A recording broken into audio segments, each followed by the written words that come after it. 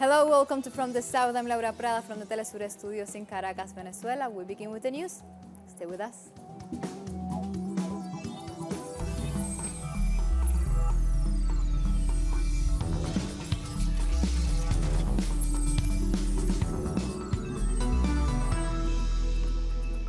We begin in Sudan, where a transitional military council says it will cancel all previous agreements with the main opposition coalition and called for snap elections following deadly violence in the capital.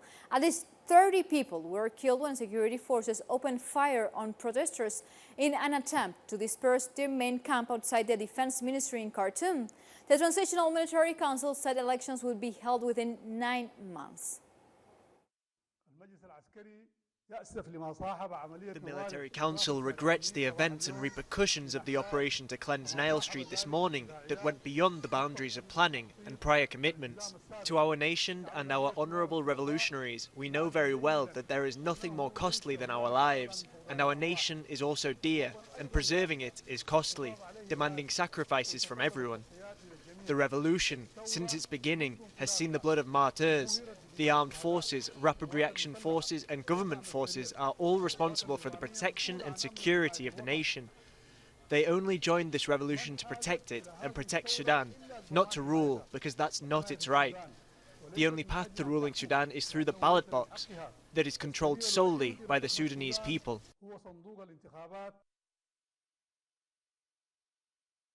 In response to the latest surge in violence, the African Union Commission has called for an immediate investigation into events and demanded that those involved be held accountable. In his statement, the chairperson of the African Union Commission, Moussa Faki, also called on the Transitional Military Council to protect civilians from further harm. He asked all Sudanese stakeholders to return to negotiations immediately and reach an agreement that allows the creation of a civilian-led transitional authority. Faki also called on all international partners to help facilitate these efforts. And at least 4 members of Iraq's security forces have been killed in the city of Tarmija, where 25 kilometers north of Baghdad. Local media also reported that 6 people died in explosions in the city of Kirkuk on Monday. 12 were injured in the blast. No group has taken responsibility for the killing so far. Iraq has been plagued by terror attacks for several years, even after the government retook territory that had been occupied before by the Islamic State group. And in Sri Lanka, a Muslim minister has resigned on Monday, accusing the government of failing to guarantee the security of the minority Muslim community. The ministers and their deputies said they feared that for their lives as anti-Muslim demonstrations escalate following the Easter bombings. The decision comes after Buddhist monks gave an ultimatum to the government to fire Muslim provincial governors and ministers.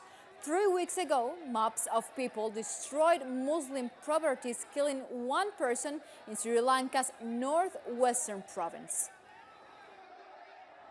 As members of the Muslim community represented in the government, holding a variety of positions as cabinet ministers, state ministers and deputy ministers, have taken a decision today to resign from all the positions and request the government to expedite any inquiry against anyone among us and bring it to a conclusion without delay.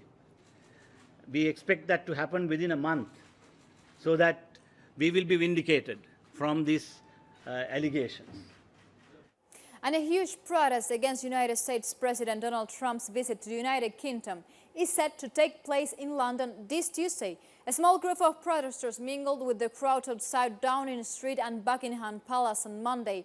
The bigger protests are planned across the United Kingdom on June 4th, and Labour Party leader Jeremy Corbyn is set to address the main demonstration in the capital, a city in which more than half of residents have already said they oppose to Trump's visit. And now we go to Mexico, where thousands of taxi drivers have blocked main avenues in Mexico City in protest over ride-sharing applications like Uber. Occupying the Mexican capital's main square, taxi unions demanded that ride-sharing applications are suspended as they violate a law that says it's necessary to have a specific license to provide such a service. Taxi drivers say these applications hurt the livelihood of some 750,000 families. And now we go to Venezuela because an expo for women entrepreneurs is currently being held in the Bolivarian Republic. Its objective is to highlight women's role in the development of a new economic model. Our correspondent in Caracas, Edson Sanchez, has more for us on the following story. Women who were previously excluded from having access to small business loans showcase their creativity through the diversity of products they create. Now, with the support of state banks, they build their businesses and increase Venezuela's productivity. Through this initiative, we are able to keep pushing our country forward. We have demonstrated that we are capable of making a difference. This also serves as an incentive for women who are unemployed but possess various skills. They too can start their own businesses through programs such as this. These socio-productive initiatives are yet another opportunity for women to overcome the crisis Venezuela faces due to the economic blockades imposed by the United States. Through the government program I Am a Woman, 2,000 projects are being conducted throughout the nation. This has consolidated empowering initiatives sought by Commander Hugo Chavez. In this time of war, it has allowed us to overcome challenges and demonstrate that across various sectors and at every moment, we continue to be who we are, entrepreneurial women. And today, we have a different vision because we have prepared ourselves. We have experience, but we are confronting an external enemy who wants to put an end to the Bolivarian Revolution. In Venezuela, more than 370,000 women are in the productive sector. Every entrepreneur receives training that allows them to access government grants to strengthen their small enterprises. I think that these types of experiences are important and fundamental to the development of a country. How could we not develop Venezuela, a country that is among those with the richest resources in the world? We have raw material, oil, minerals, and fertile land from which we can obtain everything we need to produce our clothing, food, and services for our livelihood. According to the government, more than 26,000 women entrepreneurs have participated in this process over the last 3 years. Interesting stories like this. We go to a first break here from the South. Make sure you follow us on Twitter at Telesur English and on my account, of course, as you can see it, at Laura P. Telesur.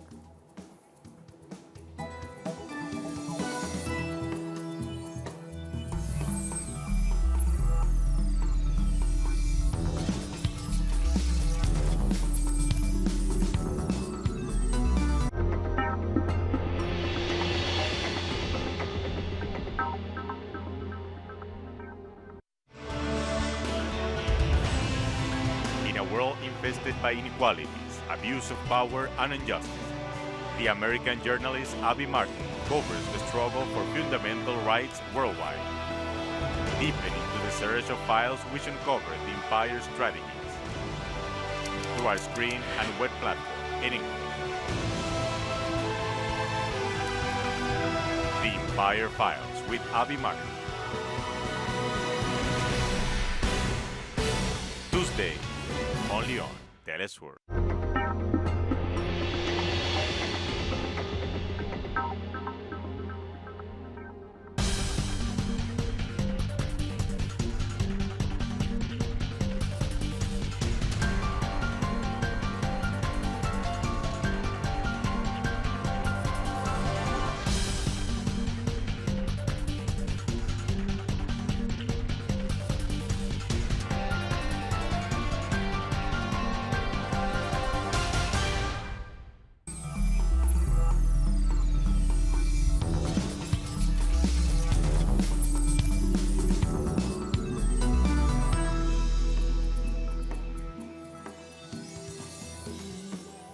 And we are back and we talk about the Caribbean. The Barbadian Prime Minister Mia Mottley has announced $1.5 billion boost to Bridgetown, saying that the project would take precedence now that the economy has been established.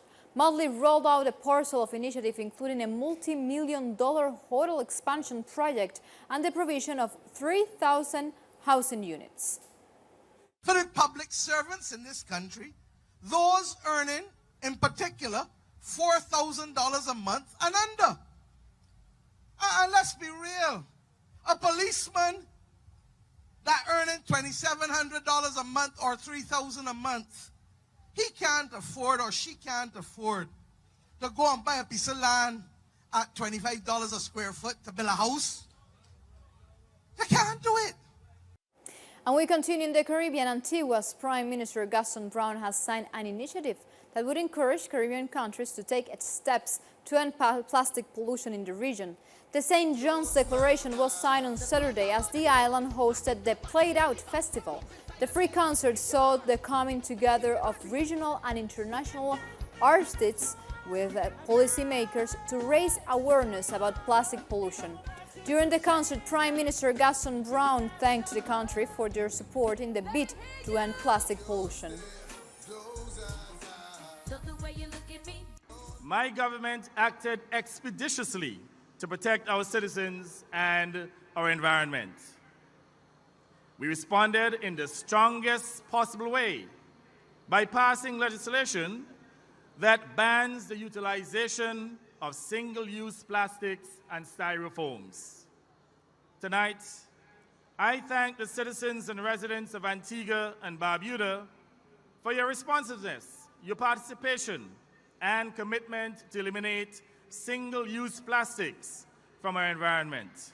In Syria, around 800 women and children related to Islamic State fighters are being sent home from Al-Hol camp. This is the first operation of its kind by Kurdish authorities since the Islamic State group was defeated by US-backed Syrian Democratic Forces in the region in March.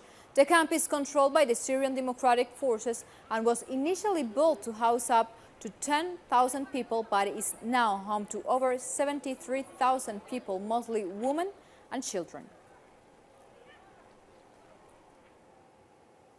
And Mauritanian Constitutional Court has declared 6 aspirants as candidates for the country's upcoming presidential elections. Mauritania will go to the polls to elect a new president on June 22nd, and campaigns are expected to kick off early this month. According to a presidential decree, if there is no outright winner in the first round of elections, a runoff vote will be held on July 6.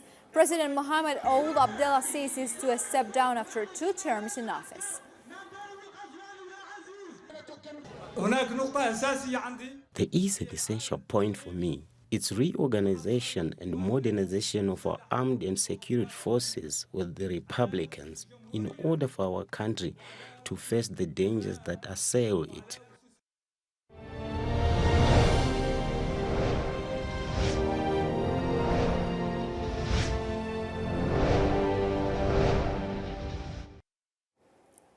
And we just seen it. Now, for the last of our series, Mozambique, the People Rebuild.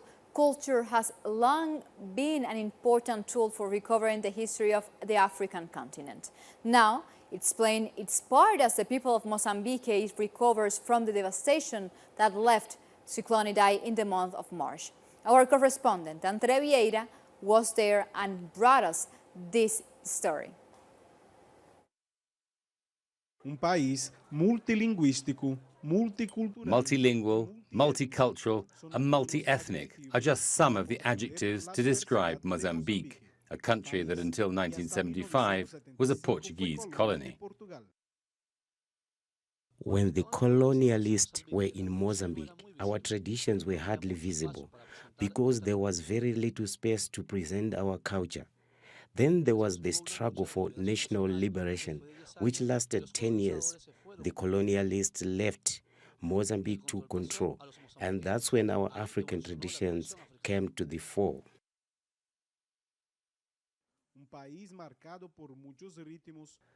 This is a country of many different rhythms, colors, dishes, and beliefs. Tradition is at the heart of all of these, and it is strongest in rural communities like this. 43 languages are spoken in Mozambique. In this community, the language is Ndao. The same diversity is expressed in the different kinds of food they grow.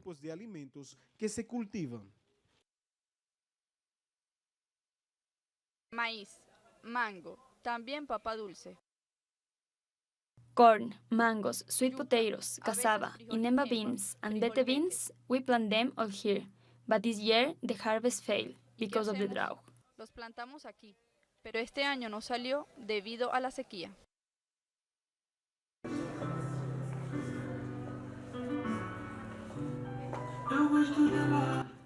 Marabenta and Kizomba are two of the steps practiced by this group of dancers in Beira, the capital of Sofala province. For them, dance is a vehicle of cultural resistance and social cohesion.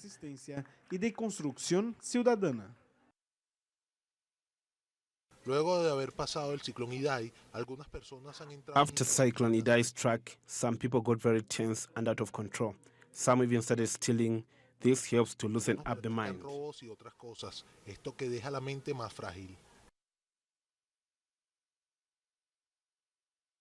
In the bigger cities too, it's clear how culture has become an essential tool for rebuilding a sense of community after Cyclone Idai left more than 600 people dead in this central region of Mozambique. We are rehearsing our dances, and then there will be a big party where we will show them all. There are many dances: kizomba, street dancing, traditional dancing, and others.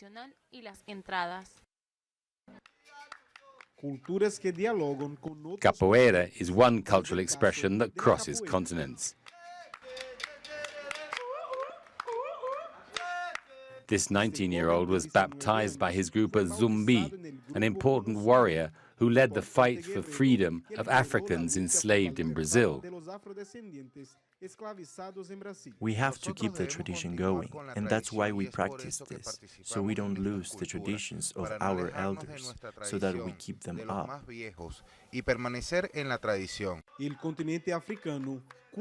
The African continent was the cradle of humanity, and in spite of the huge challenges they face, people here are determined to defend a culture that goes back thousands of years. Being here has given us a chance to learn firsthand about a history we never got taught at school.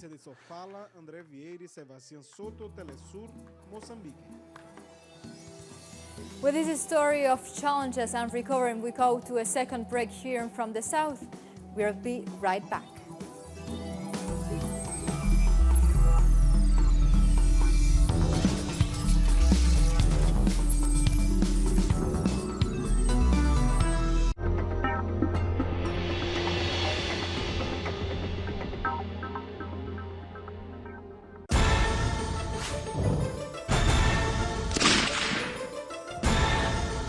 Who's moving the chess? What interests motivate the actors behind each event? Se despliega el tablero. Uncritical Moves investigates every event from Monday to Friday. Only on VENEZUELA.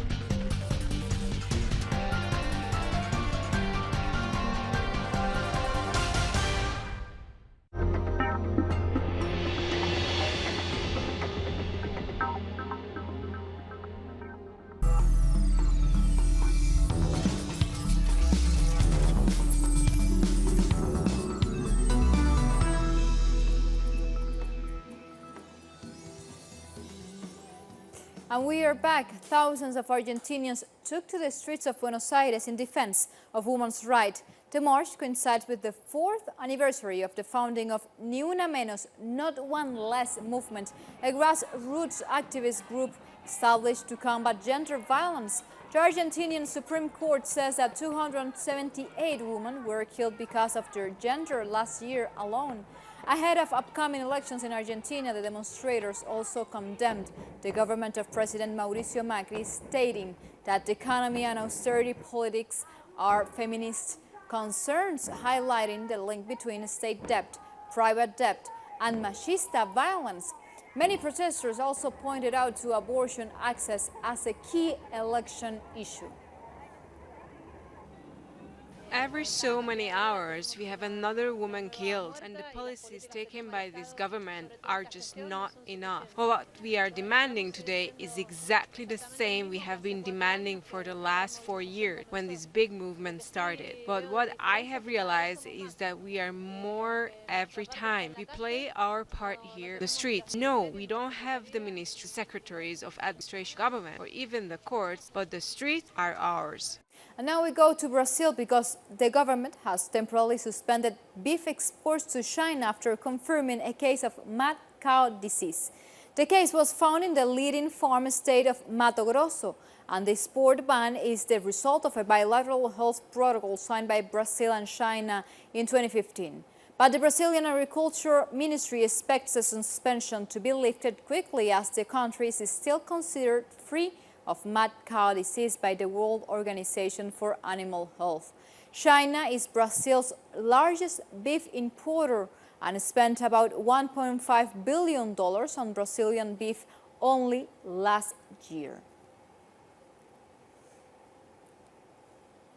And we go now to Honduras, where doctors and teachers are holding more demonstrations, protests, even after the government revoked 2 emergency decrees at the heart of protests.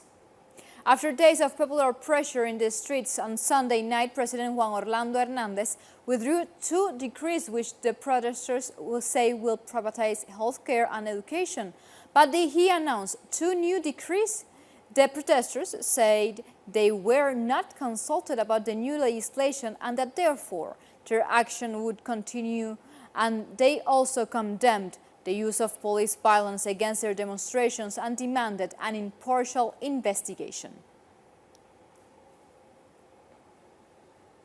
And late on Sunday, President Hernández addressed the nation in order to announce a repeal of 2 of the most controversial policies, as we were saying before, his government had proposed, and to call an end to the indefinite strikes from doctors and teachers.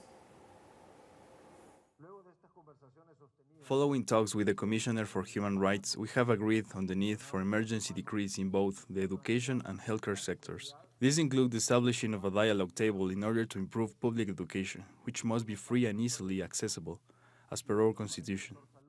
Another dialogue table must be set up for the healthcare sector, in order to improve our systems and to guarantee it remains free. We want all sectors of society to take part in these talks, to improve our systems with transparency and accountability, so that these rights are guaranteed for all our people. And rural communities and campesinos in El Salvador are calling on members of the National Assembly to pass a law on food sovereignty. They want to encourage healthy eating through agriculture based on agroecology. What is this specifically about? Well, we'll show you on the following story. People here in the community of Esperanza, outside San Salvador, want a healthy diet free from chemical fertilizers. They're growing fruit, vegetables and grain on small household plots with the help of environmentalists. We have these agroecological alternatives that are very efficient at decontaminating the soil. You just have to give them their nutrients and time to breathe so that they can produce seeds and fruit that is totally free of chemicals. Discussion of a law on food sovereignty for El Salvador has been shelved by the National Assembly. Some lawmakers defend the interests of the fertilizer companies and the sugarcane industry, and that harms rural communities. I hardly use chemicals at all. In fact, I never liked them. And now I know they cause harm to human beings, so I try not to use them. On this plot of maize, I didn't use any gramaxone or other toxic herbicide. The high price of vegetables, eggs and cereal has forced Mercedes Monge to grow her own food using agroecological techniques. I don't need to buy at a supermarket or any other market because I have my own market here at home. As World Environment Day approaches, agroecology or death is the call environmentalists are making to members of the National Assembly. They want them to benefit communities like this with a law that guarantees not just food, but healthy crops and food sovereignty. Like this, we come to the end of this prep, but you can find this and much more other stories on our website, TelstarEnglish.net, where you can read opinion articles or watch our special interviews beyond our frontiers and find, of course, much more material that we produce especially for your information.